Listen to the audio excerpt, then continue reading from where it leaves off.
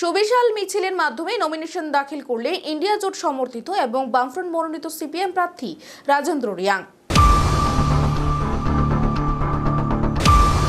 মঙ্গলবার আমবাসা বাজার থেকে কর্মী সমর্থকরা একত্রিত হয়ে লাল ঝড় তোলে। মিছিলটি আমবাসা টাউন হলের সামনে এসে শেষ হয় এবং এক জনসমাবেশে মিলিত হয়। মিছিলে উপস্থিত ছিলেন প্রার্থী রাজেন্দ্র রিয়াং, জিতেন্দ্র চৌধুরী, পবিত্র কর, সুদীপ রায় বর্মন, অঞ্জন দাস, পঙ্কজ চক্রবর্তী সহ অন্যান্য নেতৃত্বরা। মিছিল শেষে এক প্রতিনিধি দল নমিনেশন দাখিল করার জন্য ধলাই জেলা শাসক অফিসে আসে। জেলা শাসক তথা রিটার্নিং অফিসার সাজু ওয়াহিদ এর হাতে মনোনয়নপত্র তুলে দেন প্রার্থী রাজেন্দ্র রিয়াং। সাংবাদিকদের মুখোমুখি হয়ে প্রার্থী রাজেন্দ্র রিয়াং ও জিতেন্দ্র চৌধুরী জানান তাদের জয় নিশ্চিত।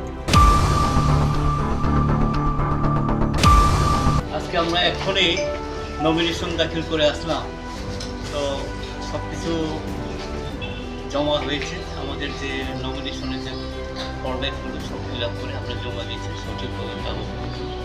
আগামী 5 তারিখ 11টায় স্কুটিনি হবে এবং আমি আশা করছি এই যে আজকে জমায়েতটা আমরা করলাম, এই জমায়েতে হাজার হাজার মানুষ এসছে এবং সমর্থন মানুষ জানিয়েছে এই প্রবলেমগুলো। এর জন্য আমরা আশা করছি ভারতবর্ষের সংখ্যারিত পরিবর্তন হবে এবং এই পূর্ব আসনে নিশ্চয়ই মানুষ আমাকে আশীর্বাদ করবেন এবং আমাকে জয়যুক্ত করবেন। যত না সম্মান দেওয়া পারো।